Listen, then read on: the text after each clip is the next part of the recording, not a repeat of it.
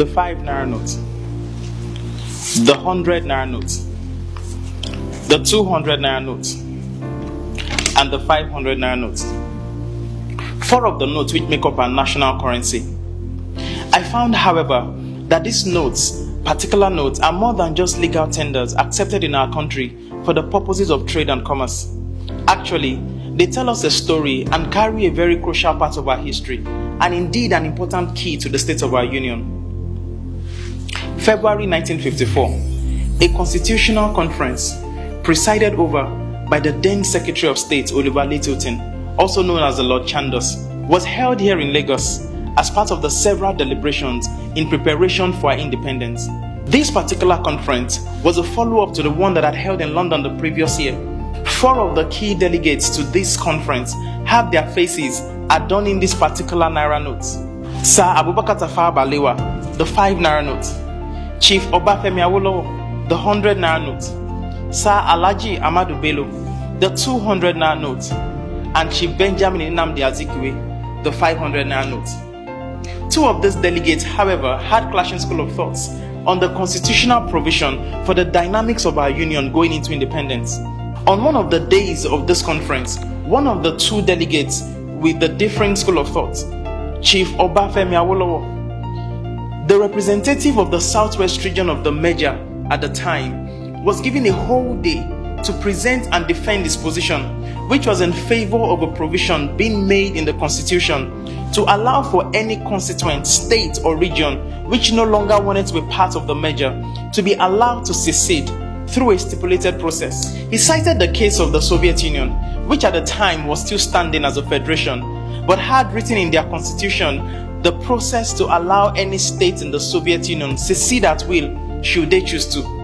He also cited the case of Western Australia. He delivered his submission so articulately, like the brilliant lawyer that he was, and ended it amidst great applause. The following day, the other delegates with a differing philosophy, a brilliant and passionate statesman, was given the floor to also present his school of thought. He firmly believed that the union should be perpetual and indivisible. He argued his case intelligently, opposing the school of thought presented previously by Chief Obafemi Awolowo. He cited the example of the United States of America, which had based its constitution on that of the Swiss Confederation, in which any attempt at secession would be seen as a treasonable offense. Lord Chandos concluded the deliberations and submitted that based on the evidence presented before him, any provision made in our constitution for a possible division would be suicidal to the health of his blossoming union. He therefore ruled in favor of the other delegates. The submission of Chief Benjamin Nnamdi Azikiwe, the other delegates, and the representative of the eastern region of the Meja at the time, ironically, is therefore largely instrumental for the section 2 of our constitution, which declares our union as indivisible and indissoluble. What Chief Nnamdi Azikiwe is, however, not responsible for are the decades of hatred, of tension, and of chaos that followed for the sake of this union. These men with their different philosophies were by no means saints, but they were by all means heroes. The argument of Chief Obafemi Awolowo was quite sound and had its merits. Merits we cannot fault. However, Dr. Azikiwe fought for what he believed would become a strong union, a potent union, and a never-ending union.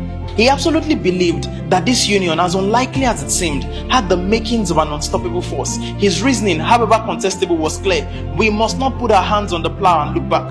And even when temporarily, his resolve came under strong tests amidst the events of the late 1960s, and by his affiliations, it seemed for a while like he had forsaken his innermost convictions.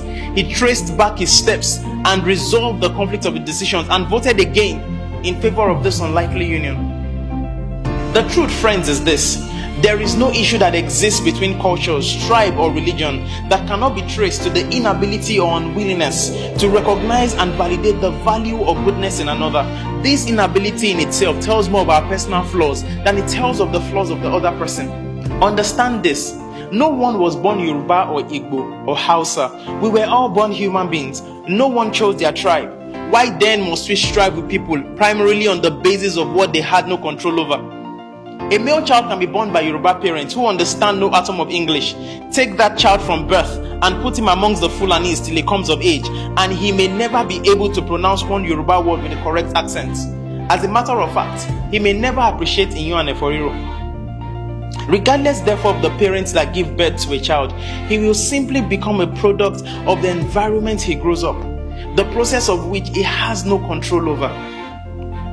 As a young boy in primary school, Mutaka Sadiq was simply to me the name of a classmate I respected a lot, first for his calmness and then for his deft skills in Taekwondo. His name or tribe had no bearing whatsoever on what I thought about him.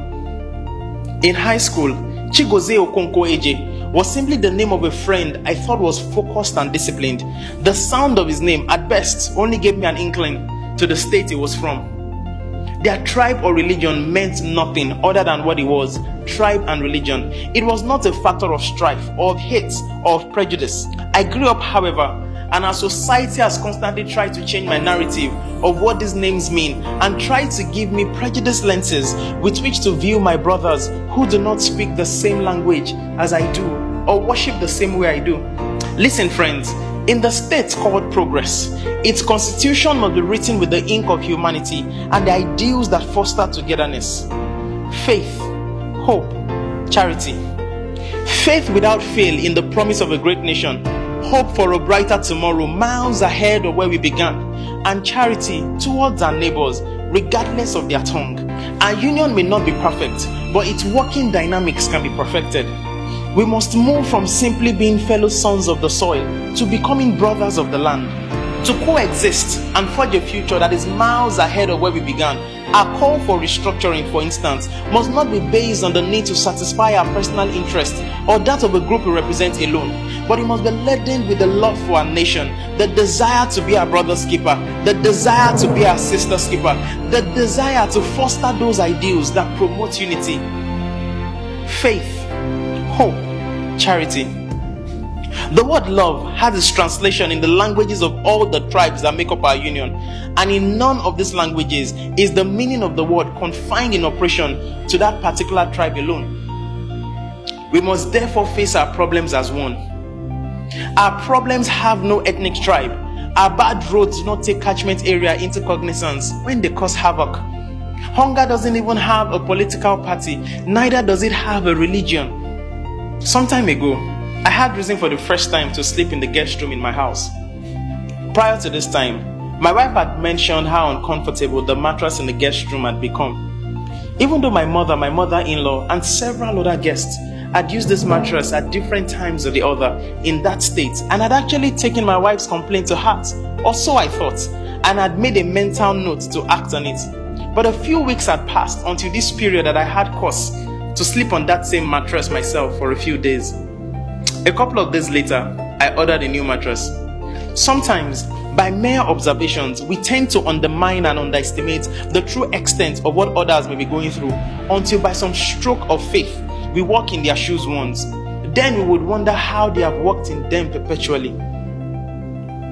My fellow countrymen and women, the oil spill devastation in Bordeaux is not a Niger Delta problem. We must resist it together as a Nigerian problem. The abduction of schoolgirls in Dapchi is not a Northeast problem. We must face it together as a Nigerian problem. The massacre of innocent people in Ikorodu is not a Southwest problem. We must fight it together as a Nigerian problem. Even the IPOP related agitation in Inkpom is not an instant problem. We must address it together as a Nigerian problem. We must all together identify per time with the difficulties and agitations of our brothers and sisters across the four walls of our country. We must celebrate together, but if the need arises, we must weep together.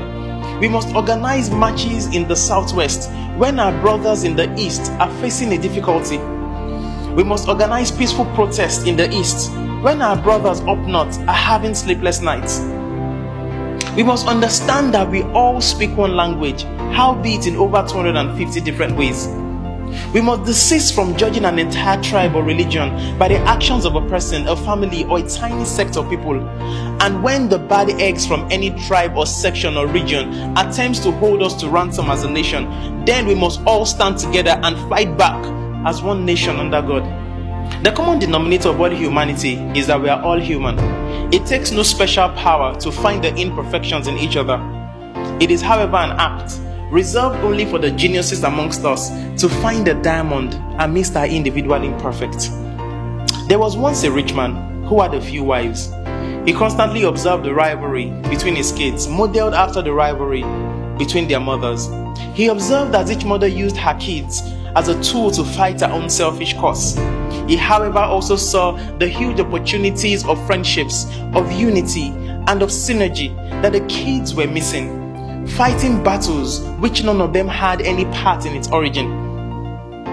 Shortly before he died, he called all the kids to a room, and one after the other, he asked each of them to state the reason behind the hatred for his or her sibling. As everyone narrated their story, the common denominator was clear. Every story was simply the same story narrated from a different side, as told to each person by their mothers. At the end of all the narratives, they each realized that they were all fighting the next person only because they didn't share the same womb. It occurred to them that they had been fighting a brother whose only offense was being born. It became clear that they had spent years fighting nothing but an inherited battle. Hear me, friends, there are those whose profiting only comes from dividing us along the lines of faith, of language, and of culture. Those who will stop at nothing to sow discord and strife and conflicts in the soil of our unity and throw wedges in the wheels of our progress. Those who will tell us stories of the past that achieves nothing but discolor the lenses with which we see our brothers and sisters from another tribe or religion. To these ones we must respond and tell them that this unlikely union that outlived 8 men in green camouflage will outlive them. That this unlikely union that survived the 3 dreadful years of a brutal war will survive them. That this unlikely union that conquered one dreadful disease that ravaged nations will conquer them. And for those who may have sincerely been hurt in time past by people of a different tribe or religion, and therefore have legitimate grievances, with these ones we must plead, for the sake of a new generation, to look beyond the pains of the past, forgive the hurts of yesterday, and pardon the misdeeds of time gone by. Let us carry therefore on this journey that unwavering hope, fueled with a never-ending determination that this once impossible union, which has perhaps now become merely an unlikely union, will one day shortly become a progressive union. Indeed, the story of our union thus far has been a clear portrait of the biblical bush that burns but isn't consumed, a union that has remained, however fragile, amidst intense contradicting realities. This, friends, tells me that a new day for our nation is at hand, and shortly our nation, indivisible and indissoluble, will march forward with great strength and with great power and with great stature, and will take its place amongst the community of global shapers and influencers, and will become truly the giant that we know it to be.